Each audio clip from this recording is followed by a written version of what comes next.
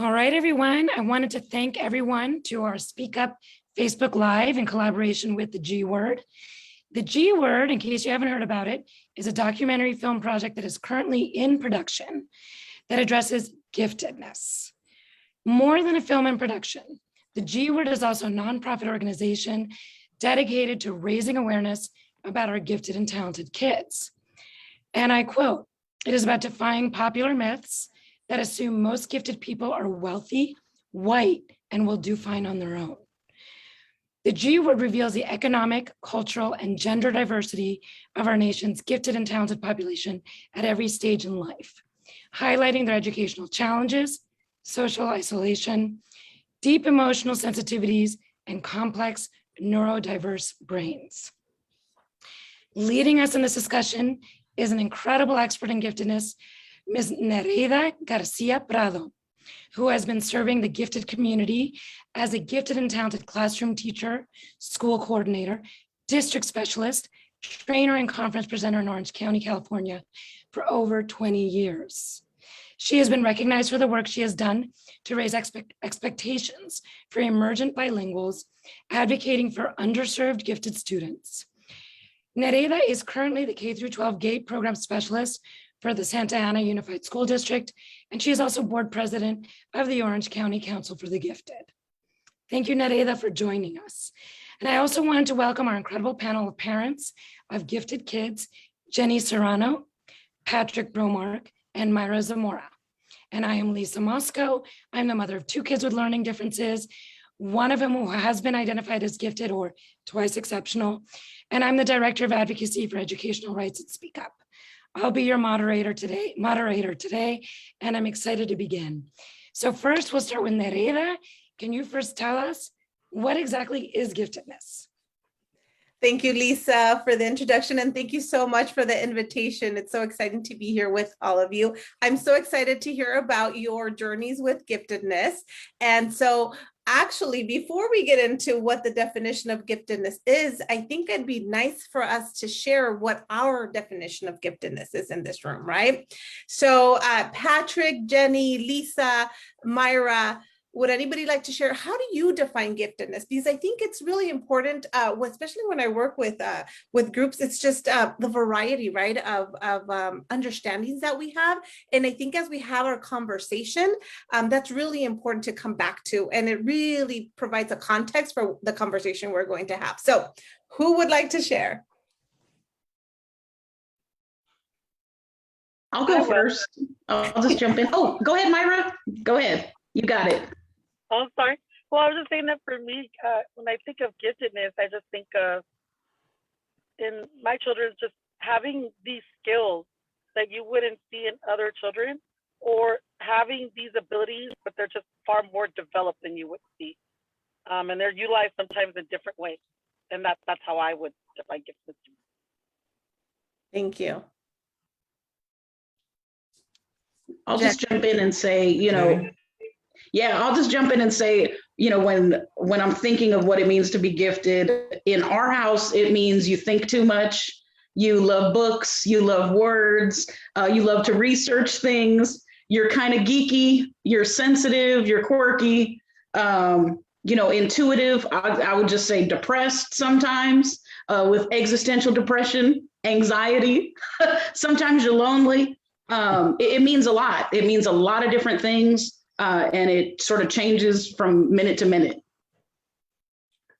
I would agree with all the above. I know for my household, for my son Ryan, extremely curious, self-taught at reading, so intense on every little detail. I mean, it's like the end of the world is coming on every sentence, right? Extremely sensitive to his smells and to what the sense of right and wrong is. Right?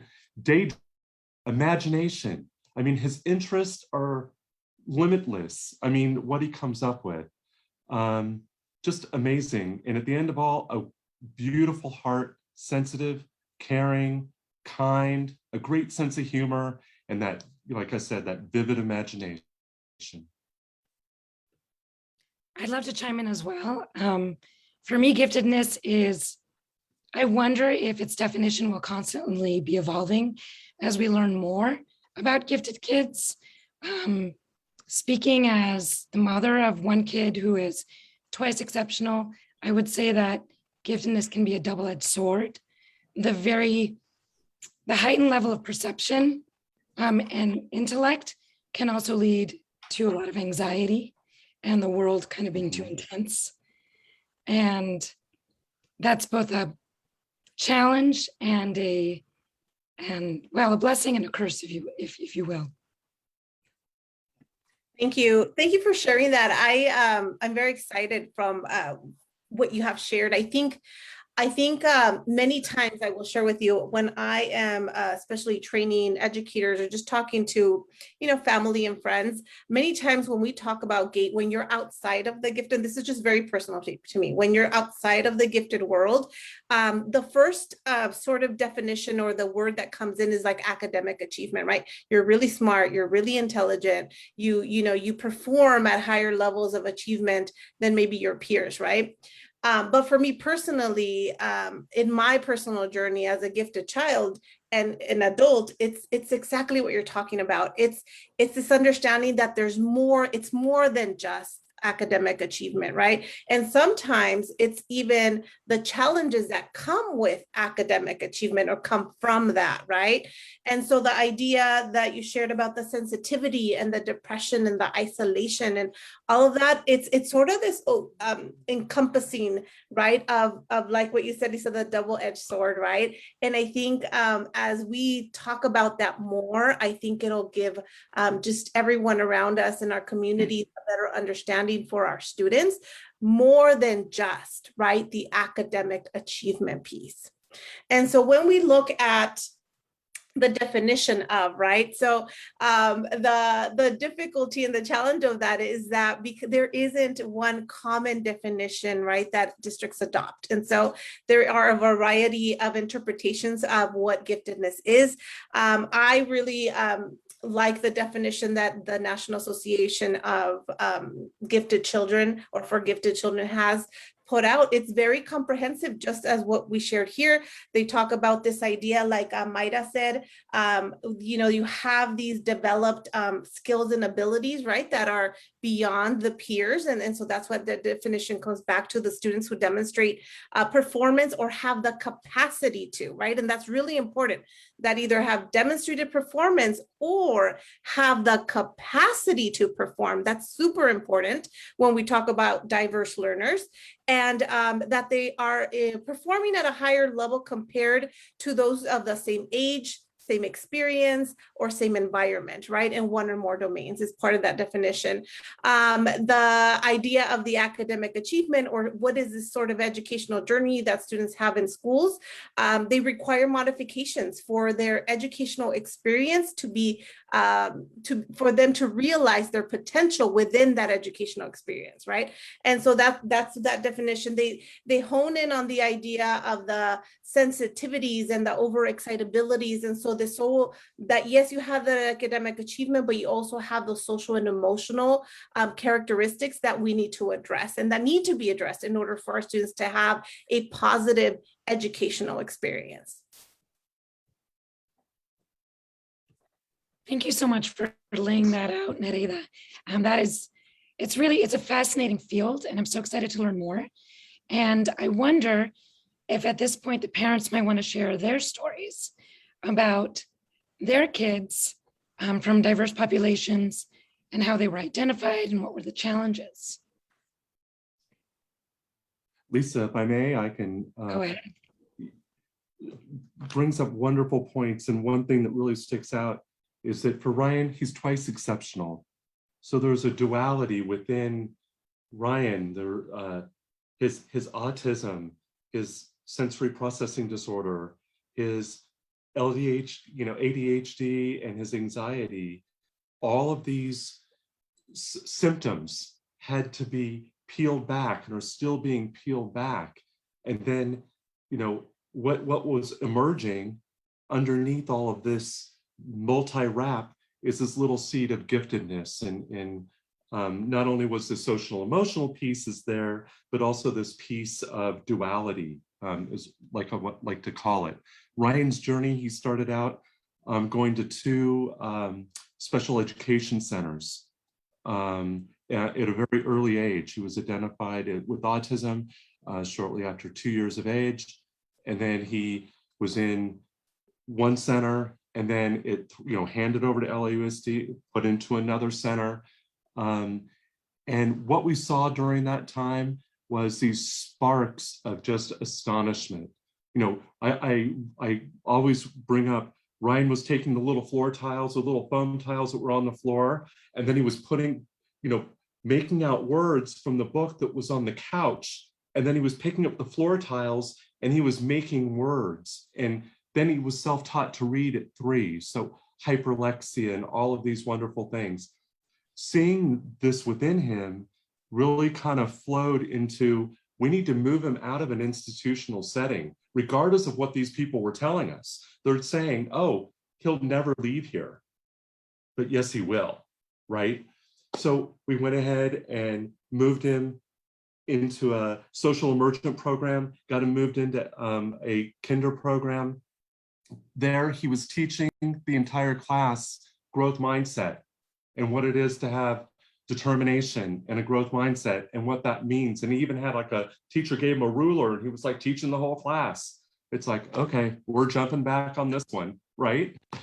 So seeing all of these deficits, because a lot of times the school districts and other paraprofessionals and medical professionals, like where I come from, we always focus on deficits, right?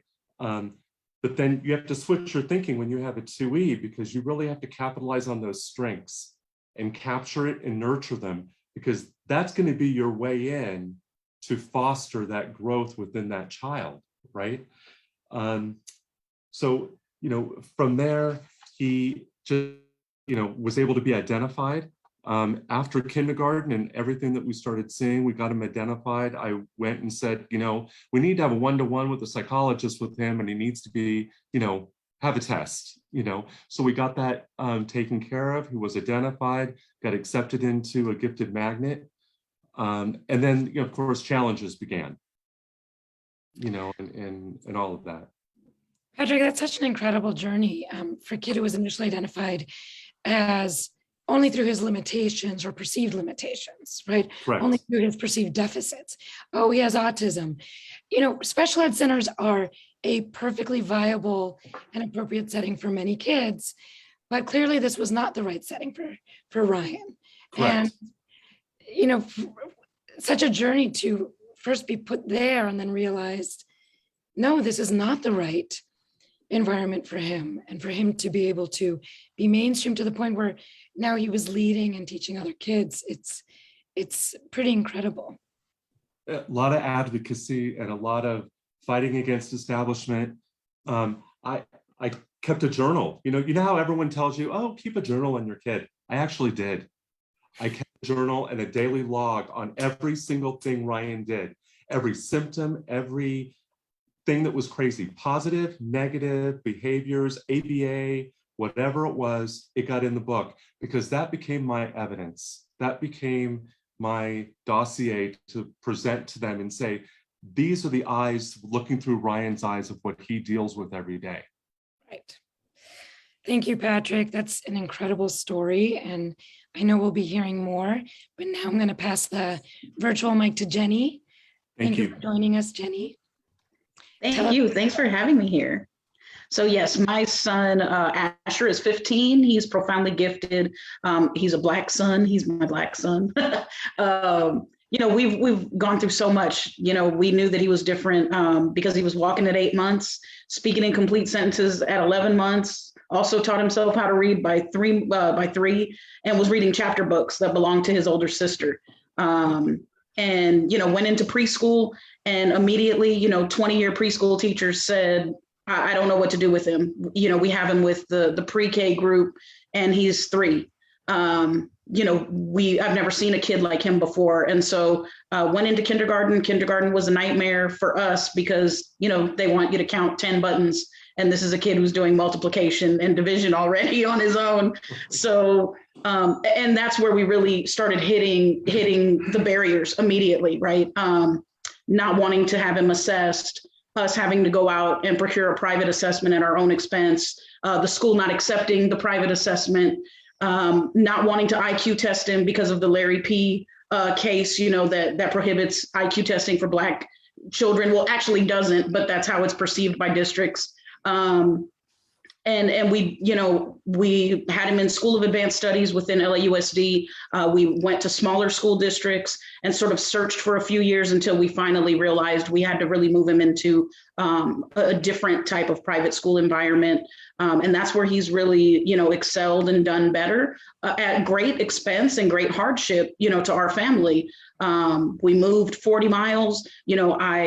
I teach extra classes at multiple school districts in order to get, that extra tuition to cover the cost. And, it's been a challenge. And I think, the advocacy piece and the amount of advocacy and the amount of knowledge that I had to develop just to fight for him has been a real challenge, and especially I think as a young Black boy, I was very keen to the language that they used around him when he was very small and docile and not what they said when they called him aggressive or they called him, I would go and I would see him sitting outside of a classroom because that's where they had him doing his schoolwork, and just sort of separating him out. I started to see those things and I realized there's a whole different component to it aside from his giftedness. There's this added component of him being one of very few kids of color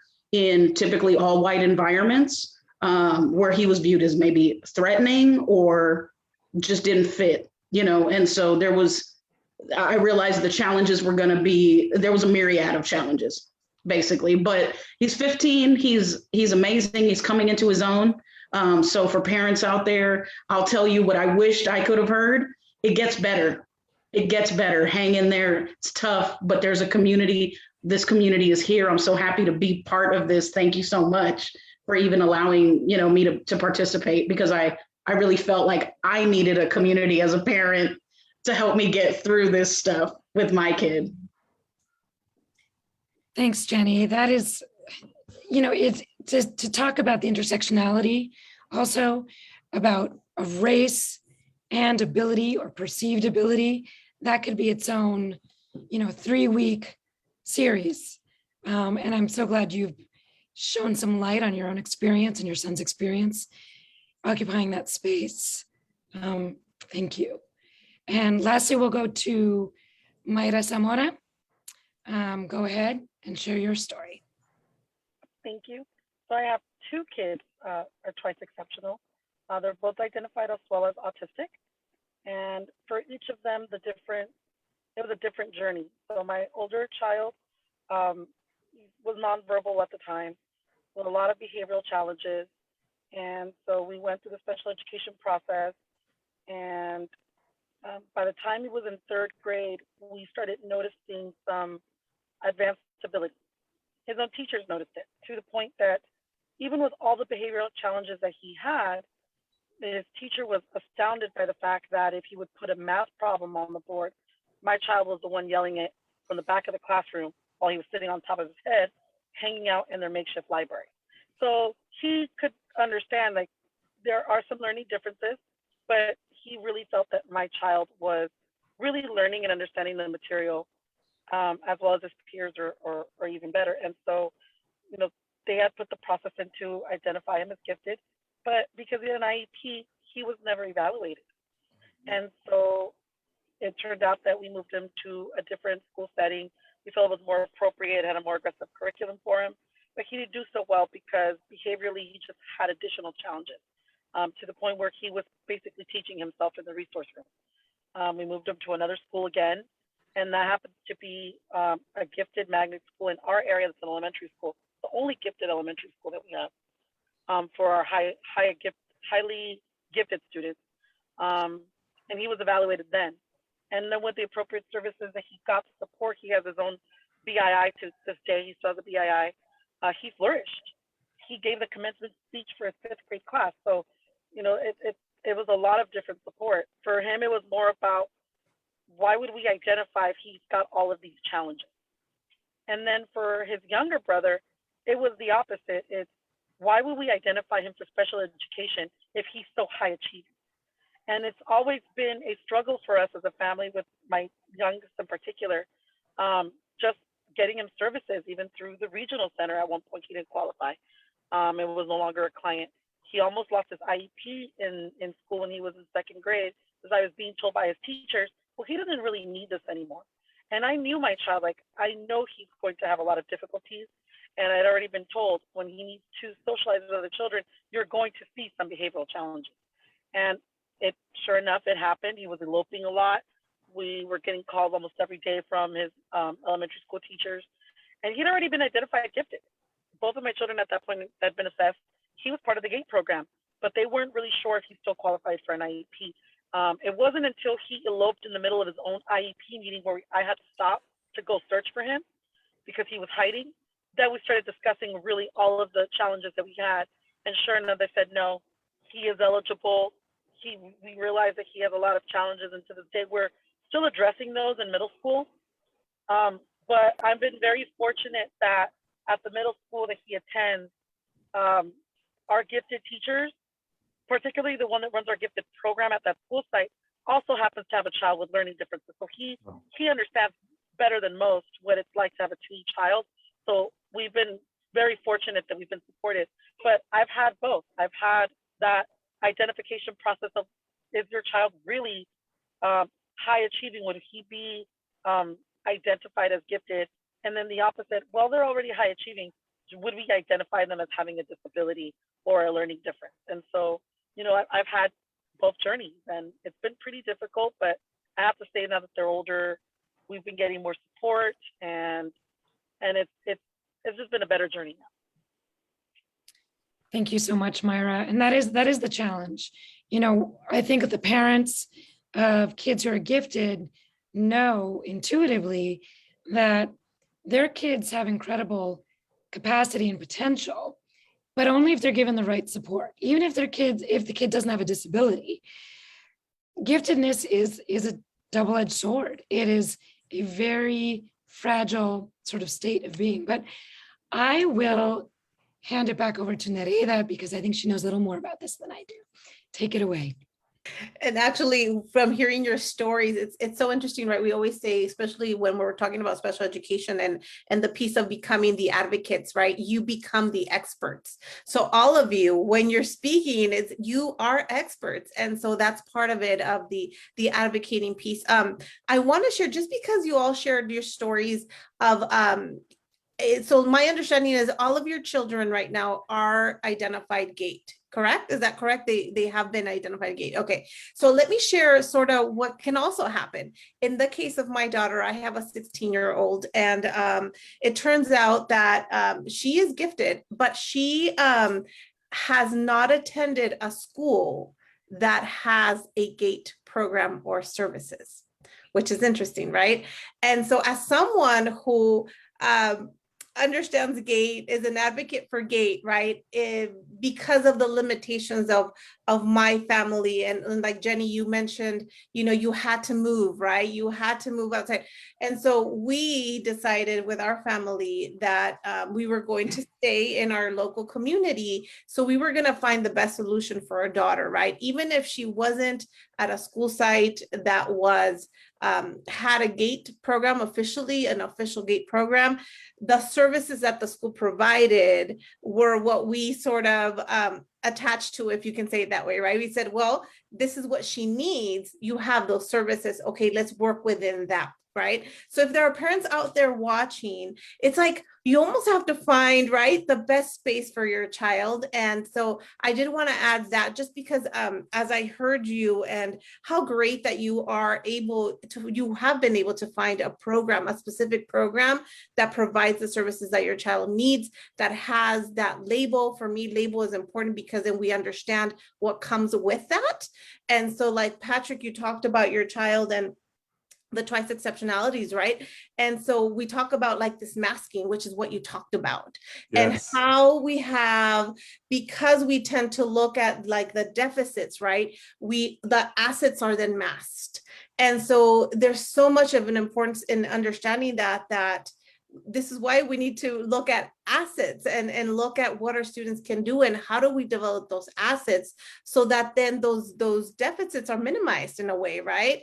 And so that's important. But I thought I wanted to share that about my daughter, just because when I think about that as a gifted advocate, I sometimes even tell myself, I'm like, gosh, like you have your child in a school site that doesn't necessarily have a gifted program, but it was important to me. It is important to me that even though we know she's gifted and not necessarily officially identified, that she does have what she needs, right? And so when I speak to the personnel at her school, because she's a very a divergent thinker, and I always have to explain to them, she's gonna say things that sometimes don't make sense to just anyone, and so we need, and to me it's important that she keeps sharing that, because that's who she is, and she needs to be confident in being creative and thinking outside of the box and all that. So I just want to mention that. And I think out of the conversations from our experiences in this group, I'm also thinking about how do schools, right, not only define, but how do they identify students? And so again, when we think about how programs identify students, we should be looking at what services, right, they offer. So as I mentioned before, many times the definition of giftedness kind of lies into this academic achievement, and how do we advance the academics, and are they going to have, or how do we get them to have those opportunities with the IB programs and the AP programs. And so the focus is on that. And so sometimes with some school districts, we will find that the way that they identify students or their programming for identification is based on academic achievement solely, right?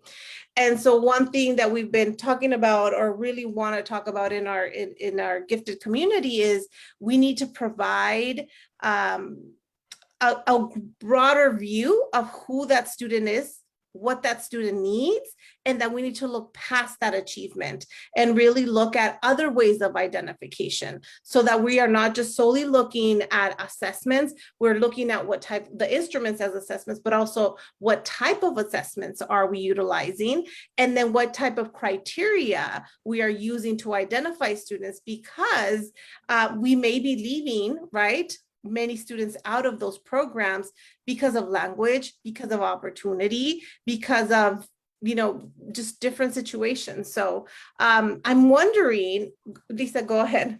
No, I just have to say I can attest to that. Okay. Having a kid who's twice exceptional, because actually academically he looks gifted, but when the district gave him the test to identify see if he was gifted, they said, oh, he's not, because there was a sub-score that was evidence of his learning difference that was so low that it brought down the aggregate score. So what ended up happening was he was identified through how he performed on standardized tests. On the other hand, my daughter has not been identified as gifted. She has learning differences, but I will tell you, there are some things that she knows how to do, non-academic things, like her visual memory is insane. One time we went into a store, she saw 15 pairs of earrings that she loved on a rack, wanted them all, we didn't get any. And 2 weeks later, she drew them all from memory.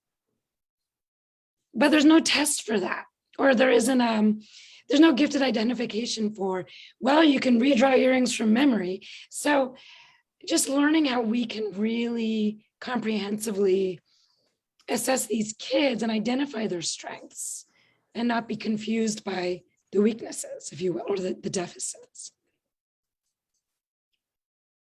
Patrick? Lisa, I think that's great, so true. But I think in order to move on to this larger, excellent program that we need to develop and nurture, I think we also need to get rid of some of the stereotypes that are out there about our gifted students, about our twice exceptional students. Oh, he's got blue eyes. He's in the gifted program. He'll be just fine. That's what I was told this year. Oh, yeah, by one of his team members. Oh, the program that he's in for benchmark will take care of him. it's set up that he'll be just fine. You know, so we're being told across you know, the system that we have these old things in our brain of what we used to see on TV of what was an exceptional needs child.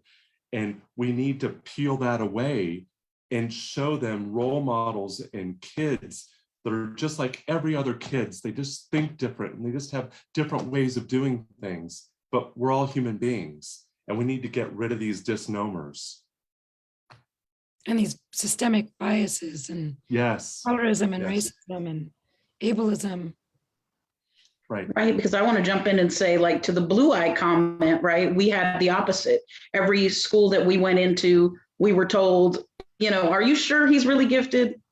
He's just a little black boy, like, you know, dime a dozen. And, you know, they had to get to know him. We had to show up. And honestly, if he wasn't articulate, if he wasn't passionate, if he couldn't demonstrate his profound giftedness, they would have laughed us out of the door, right? They really didn't believe it. It was always a matter of us going in and having to convince and prove that he belonged in these environments. And, you know, to Nereida's comment earlier, like we're actually not in a GATE program, and my son was never in a GATE program.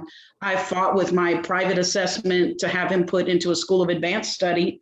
And then we moved into a private school that actually bumped him 5 grades ahead. Wow. An accommodation that never could have been done, you know, in a regular program. He was in 4th grade doing 9th grade work in a private school that could accommodate him appropriately. But, you know, we faced that challenge all the time. We always hit that brick wall because it was as if people just didn't even believe it, you know, and I find that that's probably not an unusual experience for students of color. You know, I think that believing it is going to be half the battle. I want to hand this back to Nereida because I know that you are an advocate for underserved populations, gifted kids who are members of underserved populations, and that you work to also empower families to advocate. So can you tell us about your work in that area and what you tell parents in situations like Jenny's? Yeah, thank you. Absolutely, Jenny, thank you so much for that. I do, my heart is definitely in working with families with who are English learners, who come from poverty, it's a little bit of, you know, it is convincing, Jenny.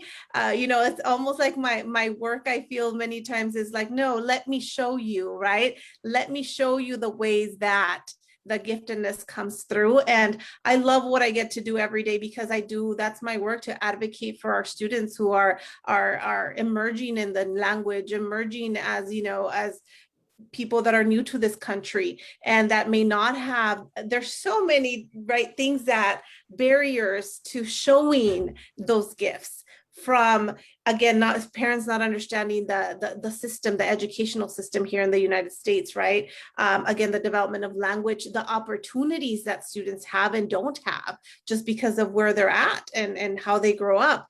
And so that's truly important to me. And so when the work that we do in Orange County is very much coming together as gifted coordinators of gifted programs and having those conversations about access and equity, and how are we being equitable, right? And how are we providing access, or how are we not providing access? How do our practices keep students from being in these programs and receiving these services? Because we shouldn't have to, like, I almost feel like we shouldn't have to like push this much, right? And I go back to Jenny, that comment of yours really stuck in my head, because it's like you have to convince people, and let's stop convincing. Let's just have this common understanding so that we move along with this common understanding altogether.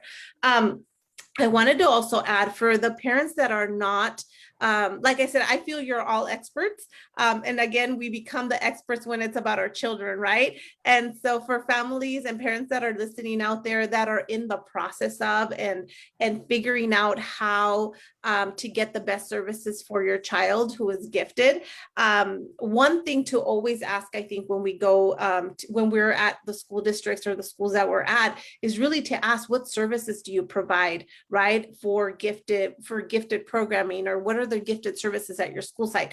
And I think from asking that, and then also from the defining of what is GATE, right, what is giftedness, then you're going to get an idea of where you're at and where you have to go with the information. So I think that's really important. Like, ask, what is, how do we define giftedness here at the school site or at this district? Look at the vision for the program. You will see that, for example, in LAUSD, they look at different types of giftedness. They define giftedness with intellectual ability, high achievement, specific academic ability, leadership, creativity, visual and performing arts, right? Not all districts do that. Some districts, again, like, they focus on intellectual ability or high achievement.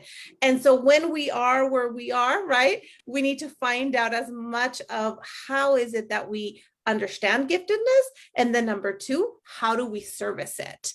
And then that's our starting point, right, as parents, because then from there we need to figure out what steps we take from that point on. And then the third one is, how do we identify, or what instruments do you use, what criteria do you use to identify students? Because then that's going to be our next step, and hopefully not your next barrier, but it might be, right? And we need to learn how are we going to work with that. And that is so key. You read out loud the LA Unified, the different categories of giftedness that, kids can be assessed for. And LAUSD also offers, in addition to assessments and other pathways I mentioned before, is, okay, well, maybe you didn't test gifted, but if you scored 4 in math for 3 years in a row on the CASP, then you will be found to be gifted in mathematical ability, for example. So what about other districts? Do they all follow the same way of assessing giftedness, or is it less so? No, it's very different wherever you go. And I think, again, from the work that we've just in Orange County, I'm not versed in the LAUSD system of identification, but within our county group, we have a variety of ways. One is instruments, right? So for example, some of our districts will use assessments that require students to have advanced levels of proficiency in reading comprehension, for example, and others will not, right? So like in our district, because of our population, our assessment is nonverbal, because we know that specifically in second grade, when we do the universal testing, if our students had to be assessed on their reading abilities, we would not have students that would be, they're just not that at their level, their language is developing, right? So we couldn't do that to them. And so we use a nonverbal assessment for that. We also use creativity exercises. We use input from the teachers, input from the parents. We take into consideration like rapid language acquisition. Who are the students that are performing, above and acquiring the language faster than their peers, their same age peers? But no, to go back to your question, every district will use, again, different instruments, and they will use different criteria for their identification services. That's very interesting. I mean, I'm wondering if there needs to be an overarching sort of, is there a federal law, for example, where do students get their rights? Like, is there a certain overarching law that discusses giftedness and the right to access, or is that not even a thing yet? Well, the good news is that at this, there are advocacy, right? Advocacy groups that are working on that happening in California. when funding moved to local control funding, right? That took away sort of that like system at the state level. And so that gave more freedom to districts to really define, support, service, use the funds in the ways that they see fit. It's a decision made at the local level. Okay. So it's a work in progress. It's very interesting. Go ahead, Patrick. I've got a question. In relation to academic programming, like for the school district in Santa Ana, for an example, do they have an interest-based program kind of like for teaching a 2E integrated model that's kind of within the universal design model, but yet it has an interest-based component to it, so those kids can thrive that are also 2E, but it can also be for the universal design students in the gifted classroom, you know? Right. So we have 56 schools in our school district. So I say that because, again, if we think about, I would love to say all of our schools service our students in the same way, right? But that's not the reality. We have 56 schools, they work independently. We do have in our district, the program elements, right? That everyone should follow. We have a gate coordinator for every one of our school sites. That's something that our district has made it an importance that everyone has an advocate at their school sites. All parents, all teachers, all students have one person at their school site that they can use to advocate, answer questions. And then I support all that work there. So when we look at what like the academic and like the teaching, there's different models, right? That we have. We have cluster groupings in some of our schools, and then we have full classes that are, you know, full of identified gifted students. When students move into secondary, then we move into like that what you're talking about, like that higher level achieving. Again, we're looking at honors, we're looking at AP, we're looking at IB, we're looking at all those programs. So is there to go back to your question, is there a model where a student who is, for example, 2E is in a setting where they are getting, that it's benefiting all students, right? Is where the question was coming to. So I will say this, I will say that when I think about our 2E students in Santa Ana, we have been, maybe in the last 3 years, we have really been focusing on identifying those students and providing services for them, because this is newer, right? And to us. And so in that sense, it's really interesting. Our 2E students are identified through many times, or most of the time, if not all, through the GATE department versus the special education department, which is interesting, right? And so so there are a couple of things that we've built in. One is that universal testing, and that idea, we say everyone needs to needs to participate in the universal testing. And many times that's where we get that data and sort of like that hook, where we hook students into the gifted arena, right? That maybe in other ways, if they were just in the classroom, they did not have this assessment, that they wouldn't move into sort of that program, right? When they're there, and we see it, we actually, our identification procedures shift, and they're very flexible, because if we go by our what is like the standard for our criteria and our instruments, well, the students wouldn't necessarily qualify, right? So we know this, and we have to change. Again, we have to look at it through a different lens. There's a student that I'm just thinking about, like the students that we have last identified. There was one student who was highly interested in history, and he had a notebook with all of this historical elements and stories. He's a third grader. And he had, this book, and he would work on it during the school day, work at it at home. And then that's what we use, right? And so we're like, well, look at this. This is not like typical, right? This is not typical for a third grader. So we would use that as some of the evidence. And so then after we identify students, then we look at, okay, so what are the services, right? What services do we need to provide? So one, some of the services come through the IEP, right? They have their IEP meeting and I'm part of that meeting. And then comes the other services. So what are you interested in? Oh, your math is up here, right? So how are we going to service that? What services are we providing for you that are interest-based, that are, skills-based, aligned to your needs? And that's how we do it, right? So we have students that, again, they're serviced through their IEP for the things that they need there. And then we as a gate department and as a school site think, okay, what do we have that then is going to be completely aligned to what you need, right? How do we service that? Does that answer your question? Is that super long, Yes. a super long Perfect. description of Thank that? Thank you. What I'm also hearing is that there's not enough programming available in other districts. Sounds like Santa Ana has done a wonderful job of making sure that every school has the gate specialist. But I know that in LAUSD, I remember joking with parents of other kids who were 2E or gifted, like, oh, there's this wonderful program up in the Valley. Did you know the only kids who are gifted are up in the Valley?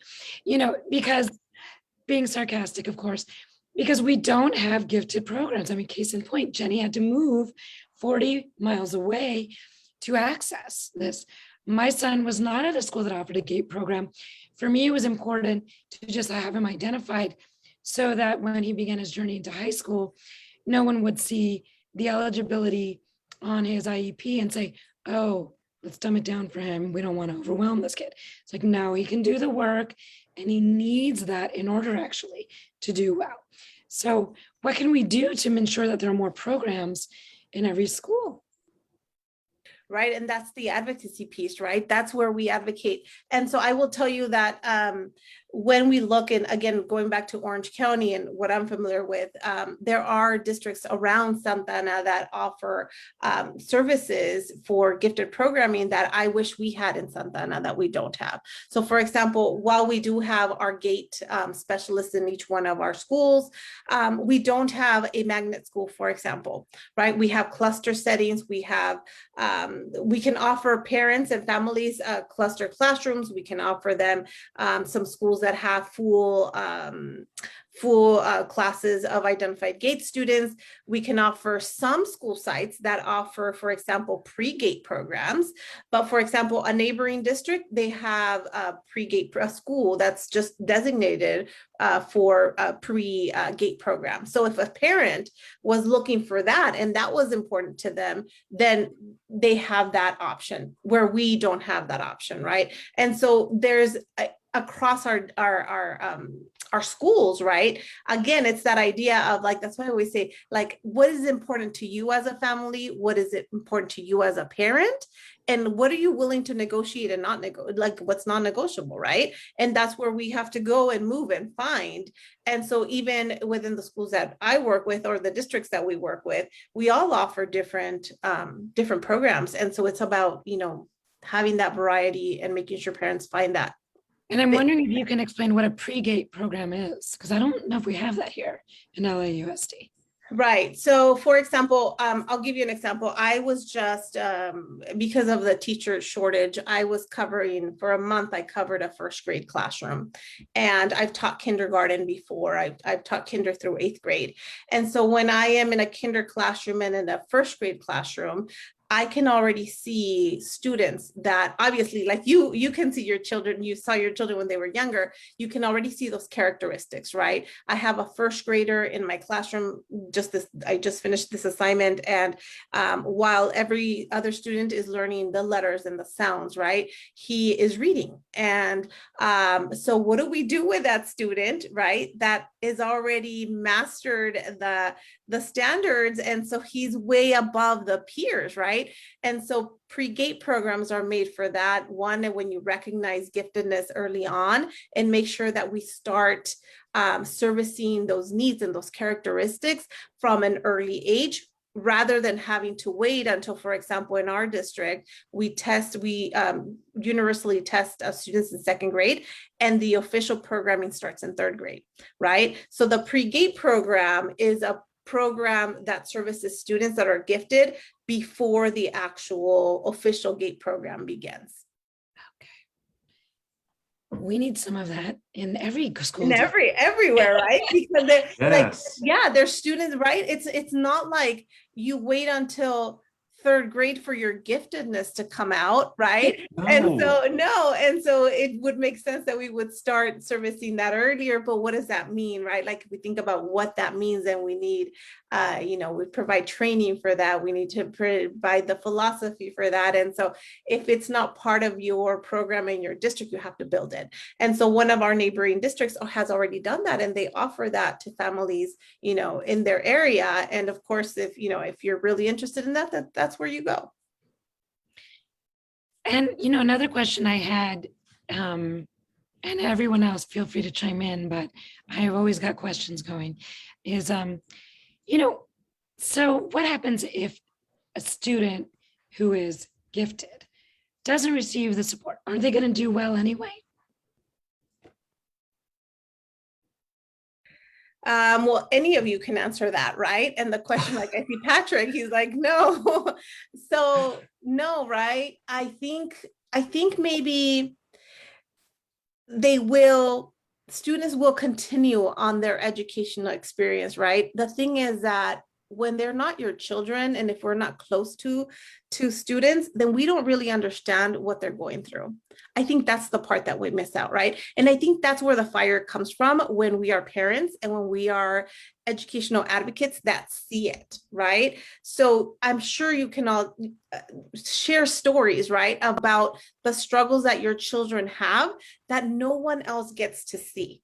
And that's what gives us that fire, right? And I can tell you with my child, but Patrick, go ahead, Patrick. I feel like something. Where's that fire? That fire. Yeah. I can do a bonfire right now, because you were so true. I have teachers that were saying about my son that he's not trying hard enough. He's lazy and he's just not motivated. It was like, oh no, he's not. And that hurts the child's esteem also. Yes, it hurts the whole child model. I always try to look at Ryan as the whole child, the mind, body, and soul, because everything that we do as a human is interrelated, no different with our kids, right? And so let me tell you, I was putting things together just as what you had said. Oh, well, he couldn't do a basketball. He was trying to throw it up to the hoop, but he was falling over and landing on his behind. Oh, problem. He was out trying to do baseball and he was getting hit with the baseball rather than catching it, right? Putting all these little clues together, ding, ding, ding. He has visual delayed impairments. Oh, go figure. Blurred vision, tracking issues. And when you sit on a test with a child that has this, while they're assessing, they're squirming all over that chair like it's on wildfire. So, then I went back and said, no, I said, Ryan is extremely motivated. Perhaps it's the way that you're delivering your lessons to Ryan, because he has visual tracking issues. So why don't we build up those skills and get him into visual therapy first? Right. Yes, exactly. And so what happens is some of the characters that come from giftedness, right, they're at the detriment of the child sometimes. And so if we don't have that knowledge as educators or institutions and systems, then we don't have that perspective, right? So for example, when we talk about the moving around and like maybe the boredom, right? If we don't understand for example, a student who is gifted requires once or twice to be taught a new concept and they get it and they master it, versus the child that's sitting next to them that requires that same concept to be taught 8 times before they get it, right? What's going to happen? Well, one child is going to be attentive all those 8 times. The other child is going to be, after the first time, I get it, now what? Right? So what is the outward characteristics? Oh, they're moving, they're talking, they're bored, they don't participate, they're disengaged, right? And what happens after and after and after this happens multiple times? We have behavior issues. So if you are not trained to see that, right, you will say, oh, it's a behavior issue, possibly, or it's a behavior issue, not possibly, because that's what I'm seeing, where somebody that's trained will say, well, yes, but, right, this is where that's coming from, right? So it's super important. I think the idea that they're going to make it fine, you know what, they are going to make it, especially when we have parents like yourselves, right? And our parents that are going to advocate, they're going to make it. But how is that educational experience? What is it? So I always go back, and I might get a little sentimental here, but I always go back and think our children have one shot through an educational system, and what you have like one educational journey. And as a parent, right, what do you want for your children? To have the best experience. We do not want to see them suffering. We don't want to see them having a hard, like, we don't, as parents, we don't want to see that. As educators, we don't want to see that either. So like I said, they will get through it. You know, all our children are going to be successful. They're going to get through it. But what is the process for them like, right? They should be enjoying school. They should be happy. They should be balanced, right? And so that's where my fire comes from the idea that everyone deserves to have a good experience. Everybody deserves a good educational journey. And how do we provide that? Well, we provide that by knowledge. We need to understand that, and we need to service the needs of our children. I like that. I want to jump in and just add to, from my professional life, a couple of years ago, we undertook a study where we looked at, I work for the County of Los Angeles, where we looked at data on youth that were involved in our probation system. And we compared those youth's educational pathways to their non-probation peers. And we found that the incidence of giftedness was identified and higher in probation youth than it was in the average population. And what that told us, for purposes of what the task that we were working on, was that these kids had become disengaged, and that they didn't have, unfortunately, parents who understood how to navigate the system, how to fight the system, how to how to maneuver on behalf of their kids, or maybe had too many kids, or didn't understand how the system worked, or didn't want to challenge the authority, because that makes your life hard too, right? And they somehow became behavioral problems. I think of my son, again, like I told you, being put in a hallway, first and foremost, my son's an autodidact. He doesn't need a teacher. He doesn't need a leader. He doesn't need anyone to show him the way. He learns on his own, and he always has from day one. And so when he's in a classroom, that can come off as very, not compliant. And therefore he becomes labeled as a behavioral issue, even though, again, he's the most docile, sweet, gentle spirit, but he doesn't need you. He doesn't need me either. I had to get over that, but I think of that, and I think, again, if I didn't know how to advocate for him in his classroom setting and at school, people would have perceived it differently, and they would have gone completely left. And I don't know where he'd be as a young 15-year-old, young man now. And so they're not going to be okay unless we intervene on their behalf. And I love opportunities like this where we can help to maybe share the information we have with other parents so they can advocate for their kids best in their environments. Jenny, if I might jump in, the G Word, which is a film and production on giftedness. If you go to their website, thegwordfilm.com, am I getting the URL right? I have to double check that. They have trailers, and there's an interview with Van Jones, who is a big advocate for prison reform. And he talks about how in prison, you have so many brilliant inmates. And from what he has seen, and he's also been at the White House, and he says, I promise you, people in the White House are not any smarter than the inmates. They just were not given equitable access to quality education. So it's pretty profound what you've seen in your study as well. A huge issue. How can we address this? Nereida, do you have some ideas on how this can be addressed in the system? So I feel like since we're coming up to the 5:30 to the hour, I think it'd be really neat I'd love to hear parents also. What is your like wise word? How do we close with like just a wise, thought? Like, how do we get there? What would you say to parents that are, again, in that journey of advocating for their child, or educators who are advocates of their schools or advocates in general for giftedness? What would we say? What do we say to them? I would personally say that you know your child best. And it comes down to, you see them at home, you see them when they engage with the community, you know your child's abilities, you know their strengths.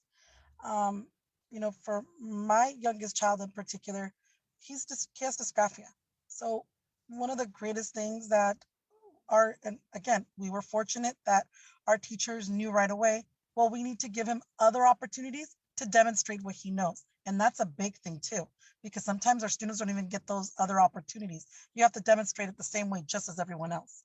And that doesn't work for our children with learning differences. So I had a child who was giving a presentation on the theory of relativity to third graders, but because he couldn't write it down as an essay, gave it to them as a speech. It was a presentation. And all the kids were like wowed about it, and they were asking questions, and he was engaging with kids that he normally wouldn't have engaged with. And so it's those kinds of opportunities that we need to see more of, that we also need to advocate for. In the other sense, for my child, we're talking about the assessment part. Making sure that we're aware that our children can be assessed. I didn't even know that as a child who's autistic, that if I wanted to have my child evaluated for giftedness, that I could ask for that. It was a big shock to me when I got the form and it says, does your child have an IEP? I had no idea that was something that was taken into consideration when they evaluated, because that was never told to me. And so it's just another piece of that advocacy, having that information to be able to say, I want to have my child evaluated. I think these are the supports that they need, but being able to advocate for it. I would also just say we have to raise awareness.